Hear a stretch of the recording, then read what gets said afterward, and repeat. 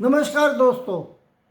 पाकिस्तान की 500 से ज़्यादा रन बनाने के बाद इंग्लैंड से पारी की हार, ये देखकर मुझे वो 12 से 16 दिसंबर 2003 को भारत और ऑस्ट्रेलिया के बीच खेले गया एडिलेड टेस्ट मैच याद आ गया।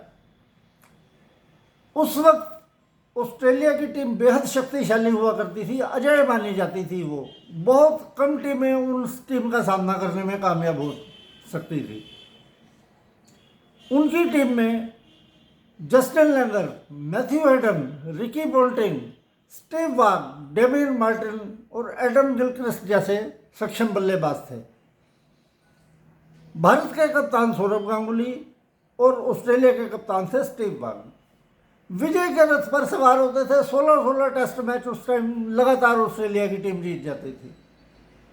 ऑस्ट्रेलिया ने टॉस जीतकर पहले बल्लेबाजी का फैसला किया। मैथ्यू हेडन का विकेट जल्दी गिर गया, लेकिन जस्टिन लैंगर और रिकी पोल्टिंग ने दूसरे विकेट के लिए शतकीय भागीदारी की।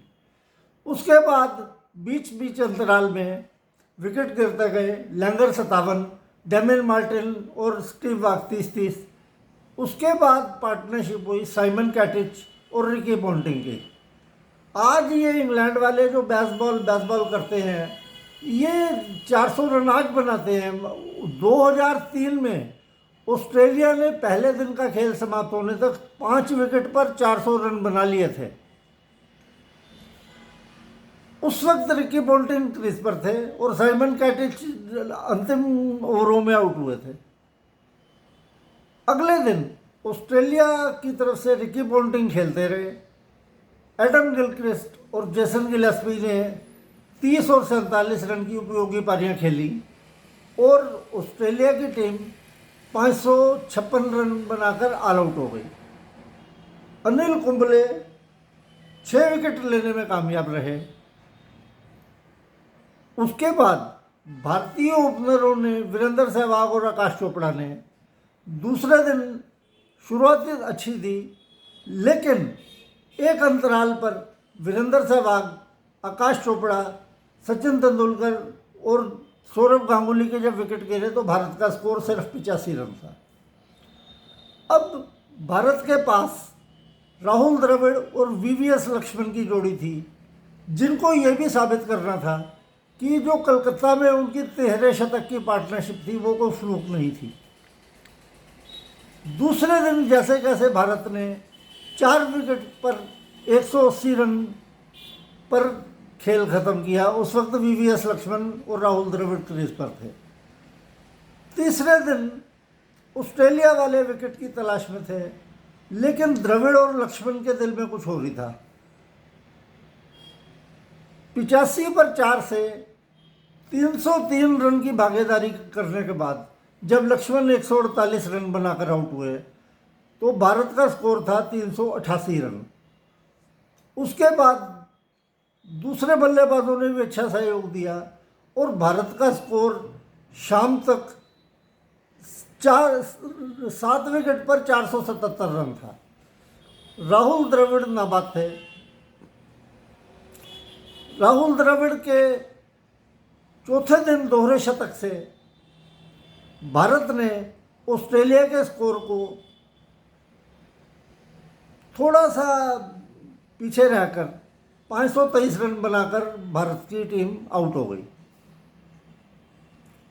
अब ऑस्ट्रेलिया के पास मामूली बढ़त थी। ऑस्ट्रेलिया ने अपनी दूसरी पारी चौथे दिन जब शुरू की तो शुरू में जस्टिन लैंगर का विकेट गिरा। उसके बाद रिकी पोल्टिंग पहली पारी में 242 रन बनाने के बाद दूसरी पारी में फड़फड़ा रहे थे। 18 गेंदें खेली उन्होंने और कोई रन नहीं बनाया। इसी हड़बड़ाहट में उन्होंने अजीत अगरकर की गेंद को स्क्वायर ड्राइव किया और गेंद सीधी गली में कैच दे बैठे। वो बगैर किसी रन के वो आउट हो गए। तीसरा विकेट जब मैथ्यू हेडन का 48 रन के स्कोर पर गिरा तो ऑस्ट्रेलिया को थोड़ा झटका लगा, लेकिन अभी भी डेमिन मार्टिन और स्टीव वाग क्रीज पर थे। स्कोर धीरे धीरे आगे बढ़ाते रहे। अब उनकी थोड़ी पार्टनरशिप हुई, लेकिन इस वक्त सचिन तेंदुलकर के जादुई हाथों ने डेमियन मार्टिन और स्टीव वॉग दोनों का काम तमाम कर दिया। फिर भी एडम गिलक्रिस्ट और साइमन कैटिच क्रीज पर थे। उन्होंने स्कोर को आगे बढ़ाना शुरू किया और आज भी मुझे याद है वो बाइकआउट कमेंट्री कर रहे थे। साइमन कैटिच ने पुल किया गेंद को अजीत अगरकर की और गेंद हवा में थी और जेफरी बाइकआउट कह रहे थे catch it catch it catch it, और नेहरा ने एक शानदार कैच पकड़कर साइमन कैटिच का अंत किया। उसके बाद 186 पर ऑस्ट्रेलिया का जब छठा विकेट गिरा तब भी कोई बात नहीं थी, अभी भी उनके पास एडम गिलक्रिस्ट जैसा सक्षम बल्लेबाज था। लेकिन अनिल कुंबले की गेंद को एडम गिलक्रिस्ट संभाल नहीं सके और वो बोल्ड हो गए और ऑस्ट्रेलिया का काम तमाम 196 रन पर हो गया। अब 33 रन की पहली पारी में बढ़त के साथ ही 229 रन भारत ने जीतने के लिए बनाने थे और शुरुआत की चौथे दिन की वीरेंद्र सहवाग और आकाश चोपड़ा ने। चौथे दिन भारत ने कोई क्षति नहीं झेली, बिना किसी नुकसान के अच्छी शुरुआत करते हुए आकाश चोपड़ा और वीरेंद्र सहवाग ने 37 रन बना दिए। अब पांचवें दिन का खेल शुरू हुआ। पहले आकाश चोपड़ा आउट हुए, फिर वीरेंद्र सहवाग भी आउट हो गए। उसके बाद सचिन तेंदुलकर, वीवीएस लक्ष्मण, राहुल द्रविड़ तो दीवार थी जो ऑस्ट्रेलिया उस टेस्ट मैच में नहीं गिरा सकी।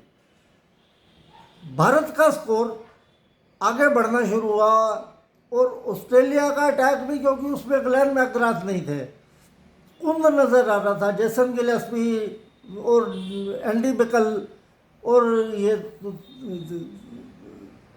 साइमन कैटिच और ये अटैक के आगे भारतीय टीम एक समय 4 विकेट पर 221 रन बना लिए थे। उस वक्त लक्ष्मण आउट हुए। उसके बाद 229 रन पर जब पार्थिव पटेल आउट हुए तो भारत को सिर्फ 1 रन जीतने के लिए बनाना था। आज भी याद है मुझे वो मैकगिल की गेंद पर जो राहुल द्रविड़ ने कवर ड्राइव लगाकर चौका ठोका और भारत को 4 विकेट से जीत दिलाई। पीछे विकेट के खड़े हुए थे एडम गिलक्रिस्ट। उनका चेहरा ऐसा था जैसे उन्हें यकीन ही नहीं हो रहा था कि ऑस्ट्रेलिया इस टेस्ट मैच को हार गया है। तो भाइयों, ये ऐसी अभूतपूर्व घटनाएं रोज नहीं हुआ करती, कभी कभी हुआ करती हैं, लेकिन ऐसी जीत से भारत का मनोबल इतना बढ़ा, इनको आगे जीत का रास्ता मिला और विदेशों में जाकर उनको ठोकना शुरू किया इन्होंने। बाकी भाइयों, अगर आपको मेरा चैनल पसंद आता है, मेरे व्यूज़ पसंद आते हैं, तो आप इसे लाइक करो, शेयर करो, सब्सक्राइब करो दोस्तों के साथ। नमस्कार।